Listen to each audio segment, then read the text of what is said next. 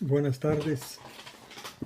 Les agradezco por la gentileza de acompañarme en el estudio del capítulo 4 a los Gálatas. Empezamos leyendo los versículos 1 y 2. Respecto al heredero, digo que mientras sea niño, en nada difiere del siervo, a pesar de ser él el señor de todo, sino que está bajo guardianes y ayos hasta lo que el Padre haya designado. Aquí va a tomar el apóstol Pablo la figura de un heredero para explicar por qué Dios puso a los de la fe bajo la ley. Dice, entonces, compara la acción de Dios a la de un padre rico que pone a su hijo, que es todavía un niño, bajo guías, ayos, hasta el tiempo en que el padre considere que está maduro, que ha llegado a la madurez de este hijo y ha dejado de ser niño y ya está maduro para poder disfrutar y administrar su herencia. Toma esta figura para explicar por qué nos puso bajo la ley. Dice así los versículos del 3 al 7. Así nosotros, cuando éramos como niños, estábamos sujetos para ser siervos del mundo. Antes, siendo hijos, herederos, sin embargo, Dios, en este caso, haciendo el papel de padre, pone a los creyentes como si fueran niños para estar bajo la ley. Esto es sujetos a servir el mundo, bajo la ley. No olvidemos que en el capítulo 3 analizamos que la ley era el mediador entre Dios y el pecador.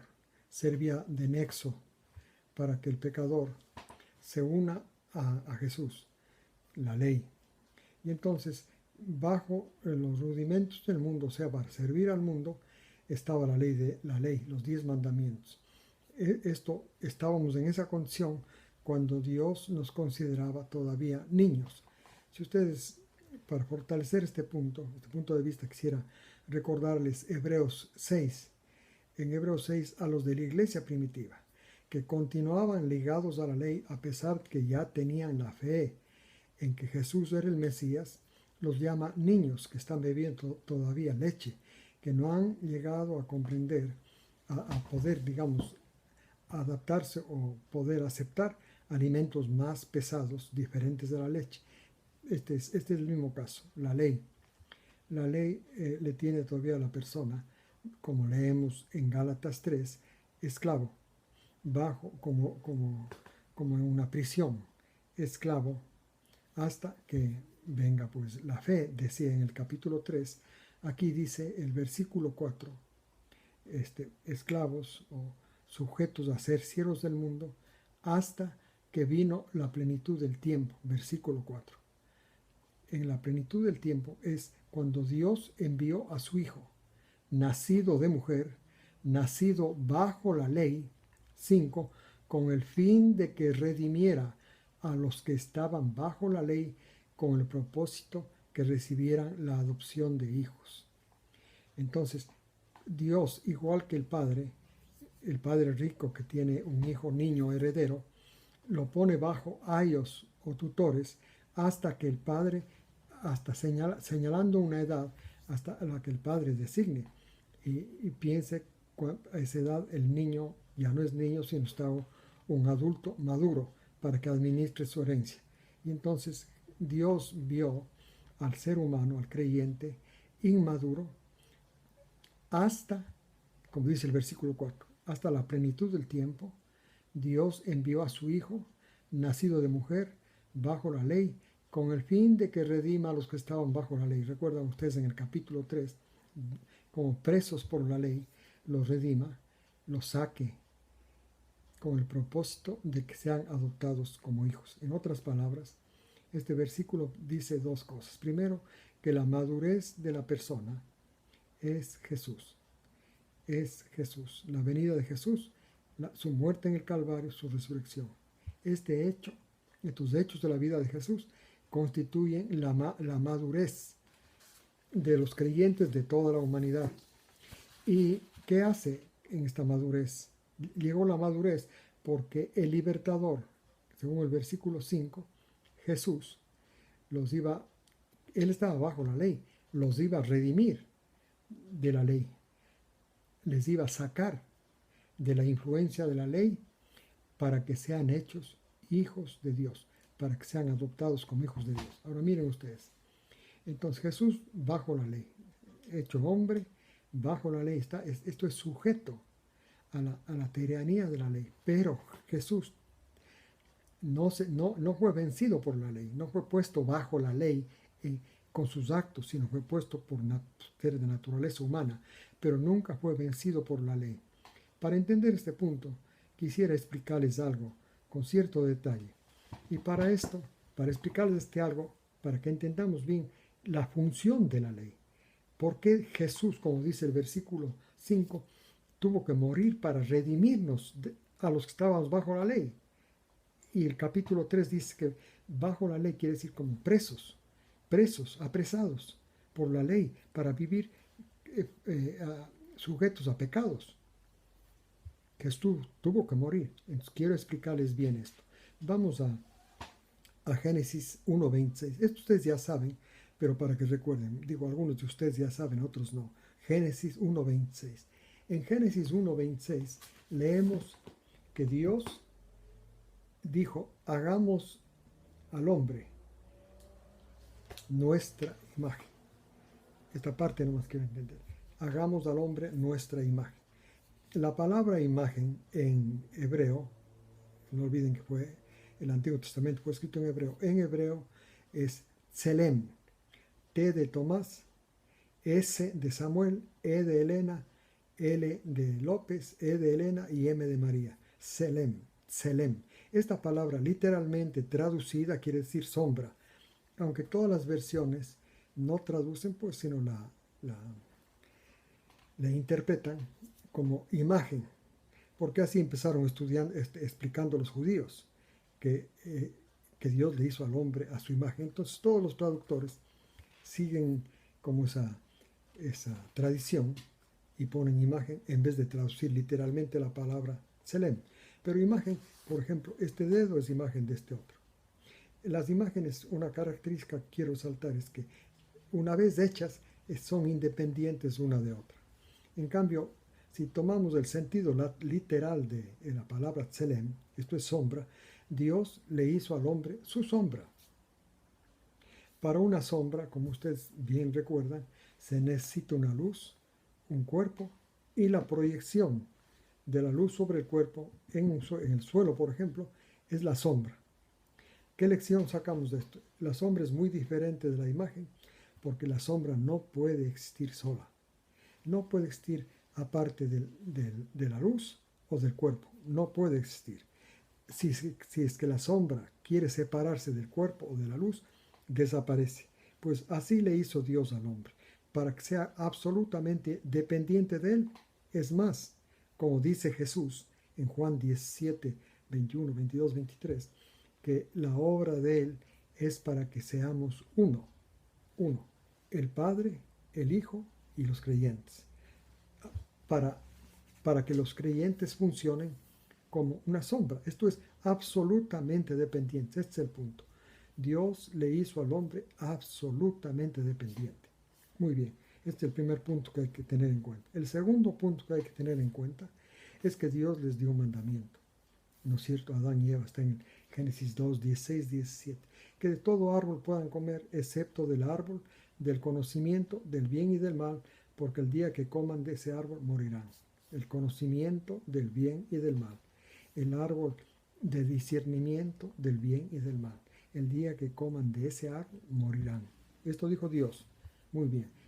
Adán escuchó, Eva escuchó, pero sin embargo, ustedes ya conocen la historia, Satanás puso otra idea respecto al bien y el mal. El conocimiento del bien y el mal dijo, si ustedes comen del árbol de este árbol, dice, no morirán, sino serán abiertos los ojos de ustedes. Estoy leyendo el versículo 5 vendrán a ser como dioses, porque conocen el bien y el mal.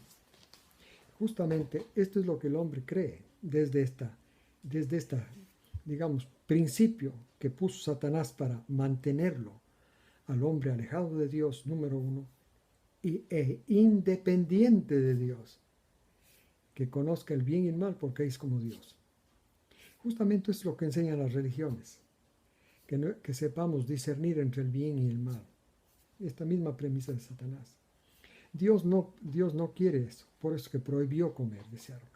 Dios quiere que vivamos como nos creó, dependientes de Él. Este punto es bien importante entender.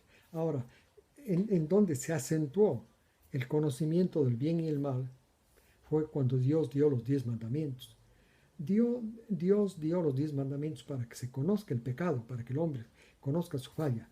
Pero Satanás siguió con su idea e hizo pensar a los judíos primeramente que ahora tenían más claro lo que es el bien y el mal, con los 10 mandamientos. Entonces, desde ahí la humanidad prácticamente está dividida en dos grupos. Todos siguen esto de discernir entre el bien y el mal. Un grupo para practicar el bien y otro grupo para practicar el mal. Entonces, de este discernimiento, hacer la vida religiosa, la vida de una persona cualquiera, escogiendo el bien y rechazando el mal. Esta es la forma como se maneja la humanidad, pero bajo este principio que Satanás lo sacó, no es Dios el que lo sacó, no es principio de Dios, es de Satanás. Y entonces, repito, los 10 mandamientos acentúan este concepto. Por eso que prácticamente todas las iglesias no pueden dejar de vivir sin alguna forma de mandamientos. Como les he dicho otras veces, la iglesia católica, 8 de los 10, la iglesia adventista dice que los 10, pero en resumen, esto lo que están haciendo es simplemente independientes de Dios, queriendo alcanzar una norma que Dios los apruebe, independientes de Dios. Pero eso no es el propósito de Dios. El propósito de Dios es que vuelvan, como leemos en Juan 17, que vuelvan a ser uno, el Padre, el Hijo y los creyentes. O sea, que sean absolutamente dependientes los creyentes, por eso los creó como una sombra.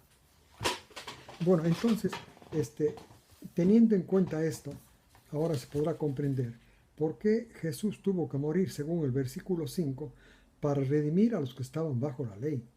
Estar bajo la ley significa vivir de este concepto, de escoger el bien y rechazar el mal. El ser humano no está en capacidad de hacer eso. El ser humano en esta condición en que se encuentra la humanidad, lo que puede hacer lo más práctico, depender de Dios. ¿Y cómo depende de Dios? La fe. Porque la fe le hace depender a uno absolutamente de los actos, de las obras de Jesús, especialmente en la cruz.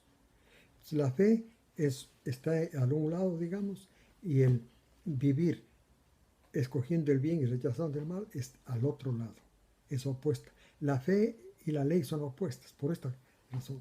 La fe nos lleva a la dependencia del ser humano completo de Dios. Ahí estamos en la unidad.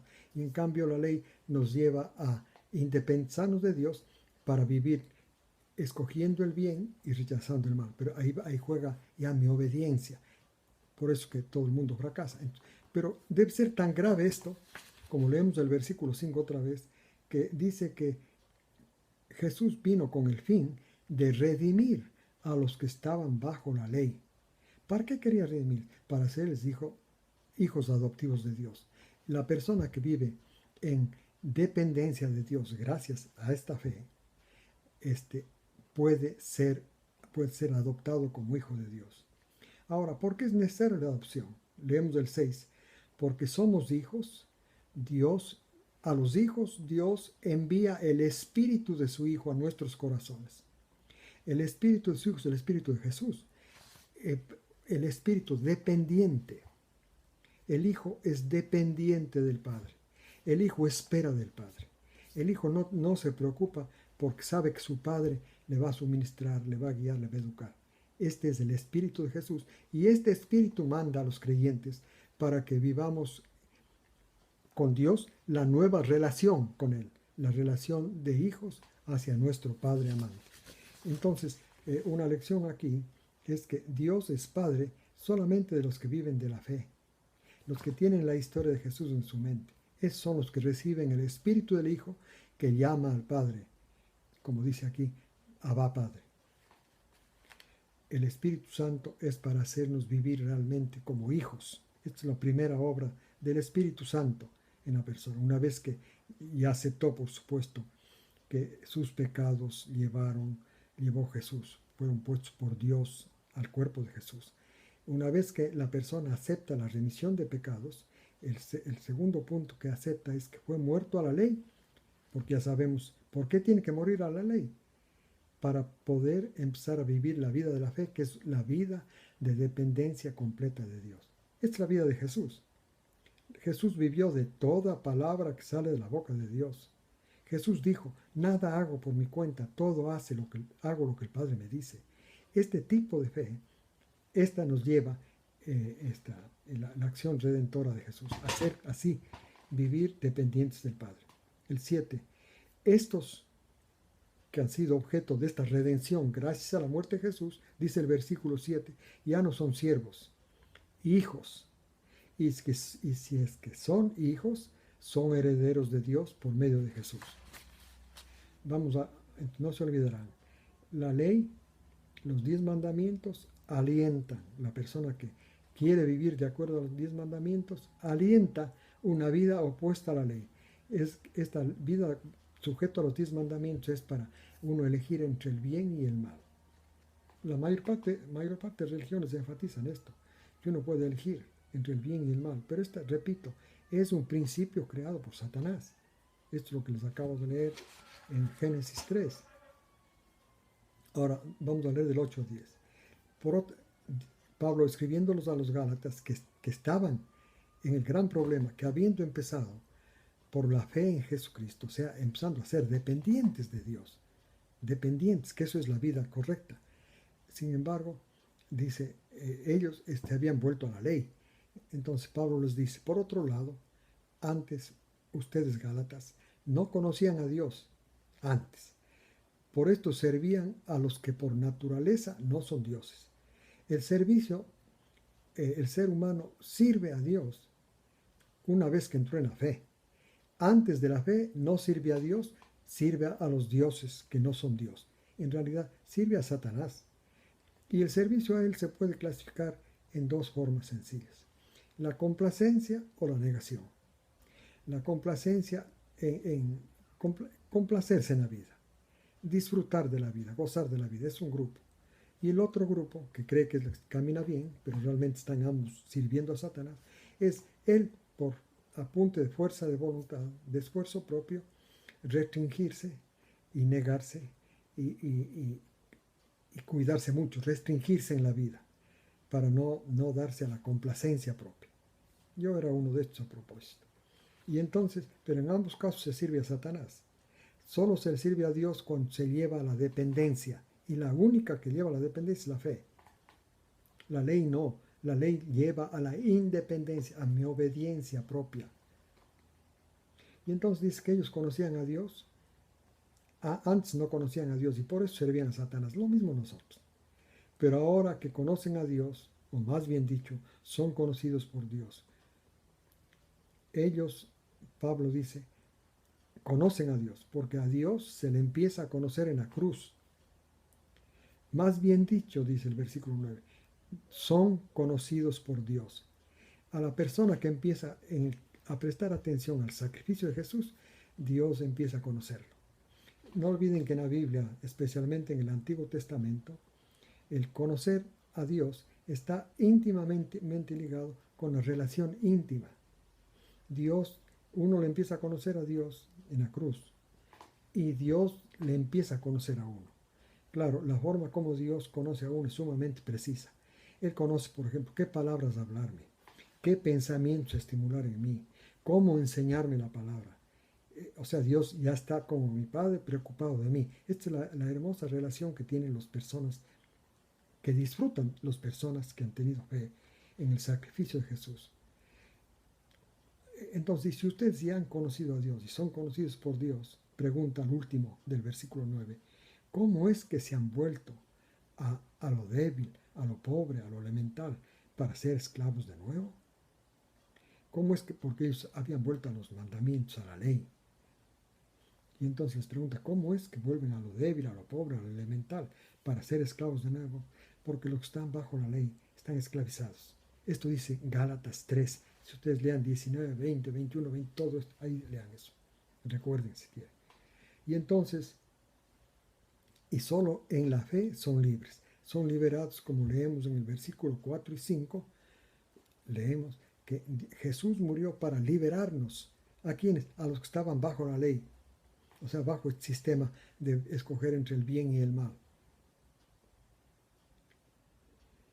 Ahora 10. Ahora ya sé que ahora, les dice a los Gálatas, Pablo, observan escrupulosamente los días, los meses, los tiempos señalados y los años. Los días son el sábado, los meses son la luna nueva, los tiempos instituidos son las fiestas bíblicas, la Pascua, el Pentecostés, el panes sin levadura, los tabernáculos, el día de expiación, el día de las trompetas. Esos son los tiempos instituidos. Y los años son el año sabático, el jubileo. Ellos estaban, los Gálatas habían entrado a toda esa parte de la ley. No olviden que estos Gálatas son gentiles, pero habían bajo la influencia de estos maestros que vinieron de Jerusalén, los judíos convertidos al cristianismo en Jerusalén eran judaizantes. Ellos todavía estaban predicando activamente que la ley hay que cumplir. No habían entendido, como ustedes ya saben bien, el evangelio como Dios le explicó a Pablo. Todavía explicaban el evangelio como fue presentado casi al Jesús morir. No, todavía no estaba Pablo en el escenario, no había recibido la revelación del evangelio, por eso es que todavía ellos no entendían el evangelio completo. Pablo ya, y esto es lo que estamos leyendo, el evangelio de Pablo, ¿no es cierto? Entonces ellos estaban guardando la ley. Esto es escoger el bien. Estaban bajo ese régimen. Y Pablo dice, ¿cómo es que vuelven a ser esclavos? Habiendo conocido a Dios, ¿cómo se esclavizan otra vez? El 11 dice, temo que me he esforzado en vano por ustedes. El 12, les ruego pues que sean como yo, porque yo también soy como ustedes. Además de eso, no estoy enojado con ustedes porque nadie me ha ofendido. No es que le habían ofendido a Pablo, más bien al contrario, estos Gálatas le sirvieron muy bien a Pablo cuando él les predicó el Evangelio. Leamos lo que dice los versículos del 13 al 16. Sepan pues que por causa de una enfermedad física les anuncié el Evangelio la primera vez. O sea, cuando Pablo estaba enfermo, tuvo que detenerse en la zona de donde están los Gálatas y aprovechó la oportunidad para predicarles el Evangelio. Esto es lo que dice el versículo 3. El 14 dice, y ustedes no me menospreciaron ni me rechazaron por la prueba que tenía en mi carne. O sea, estaba enfermo de los ojos, ¿no es cierto? Sino que me recibieron como a un mensajero de Dios, como a Jesús el Mesías. El 15.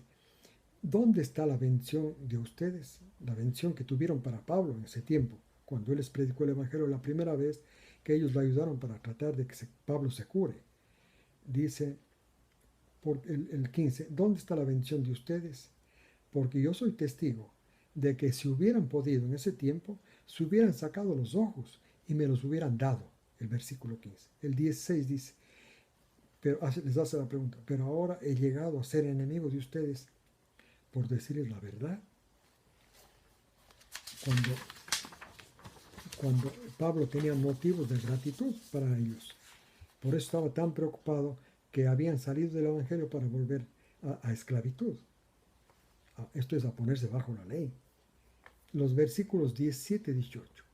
Por lo tanto, esto es, los judaizantes no tienen celo por ustedes, les dice Pablo, sino que quieren apartarlos para que tengan celo por ellos.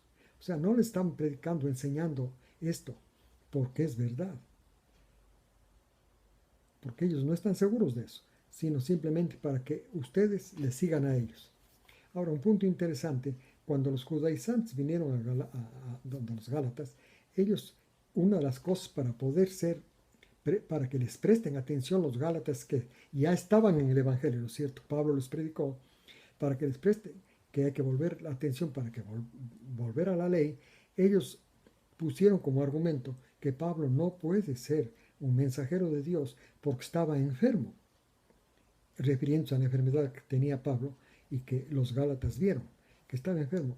Y los judíos enseñan, si ustedes leen, por ejemplo, el Evangelio de Juan, capítulo 9, cuando ahí se habla del ciego de nacimiento, los discípulos le preguntaron, de acuerdo al criterio del judaísmo, que quién pecó, los padres del ciego de nacimiento o el mismo ciego. Jesús dijo que no, que la enfermedad no era para eso. Y asimismo, si leemos, por ejemplo, en Éxodo 15, 26, vemos que los que guardan los mandamientos serán curados las enfermedades. Entonces, basados en esto, los judaizantes, que fueron donde los Gálatas, como argumento pusieron de que Pablo no les enseñó la verdad, enseñarles el Evangelio, porque no puede apartarse de la ley el verdadero Evangelio. Según ellos, según los judaizantes, pusieron como argumento para ser aceptados que Pablo no podía ser un mensajero de Dios porque tenía una enfermedad. Bueno, aquí les refuta Pablo. Ahora los versículos 19 y 20. Dice, hijitos míos, por quienes sufro nuevamente dolores de parto, hasta que el Mesías sea formado en ustedes. Para entender esto hay que recordar lo que leímos hace un poquito, en los versículos 4, 5, 6, 7, que Dios a los de la fe en Jesús, que son redimidos de la ley, para poderles hacer hijos adoptivos, si no se les redime de la ley, no son hijos adoptivos, no hay cómo hacer, porque, repito, la ley está bajo el régimen de la muerte, de la condenación. En cambio, la fe es el programa de Dios, porque es la unión, el Padre, el Hijo y el creyente. Ahí está como una sombra el creyente. Y entonces, estos pueden ser hechos hijos de Dios. Estos son los únicos que reciben el Espíritu de Cristo, que es el Espíritu Santo, para que les confirma en su vida que ellos son hijos de Dios. Y entonces esto es lo que esperaba Pablo, que el Mesías se vuelva a formar otra vez en el Gálatas. Esto es que los Gálatas vuelvan a la pureza de la fe, no a mezclarla con la ley, porque los dos son opuestos. Bueno, entonces el 20 dice, quisiera ahora estar cerca de ustedes y poder cambiar el tono, porque estoy confundido. Pablo estaba confundido. Por la ley nunca podían recibir el Espíritu Santo. Esta es la vida como hijos, solamente por la fe. Ellos habían entrado por la fe en Jesús crucificado, dice el capítulo 3, versículos 1 y 2. Y siendo ya llenos del Espíritu Santo, tenían la vida, estaban en relación con el Padre, estaban en unión con Él. ¿Cómo pueden haberse vuelto a la ley para apartarse del Padre? Apartarse de Dios y volver a los rudimentos del mundo, es a guiarse por escoger entre el bien y el mal, algo que el hombre no puede hacer. O sea, volvieron a ser esclavos del pecado y de Satanás. Entonces esto le confunde a Pablo. Dice, estoy confundido. Otras versiones dicen, estoy perplejo. Realmente dice, estoy confundido. No sé qué hacer. Bueno, en la próxima semana pues estudiaremos los siguientes versículos del capítulo 4. Les agradezco mucho por habernos acompañado, por haber estudiado juntos y espero que Dios les bendiga esta semana y que pasen muy bien. Hasta luego.